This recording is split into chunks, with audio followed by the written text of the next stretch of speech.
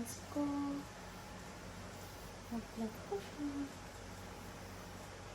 Ngayon, ganitong panahon na siya nakakalaglap sa akin pagtulog yung isang baby. Sobrang lambing itong first baby ko.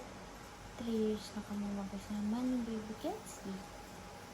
Tapos, sobrang lablap namin isa't isa. Favorite namin isa't isa.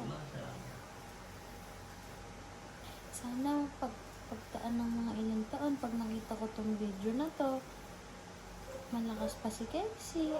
Lagi siyang malakas, wala nang sakit.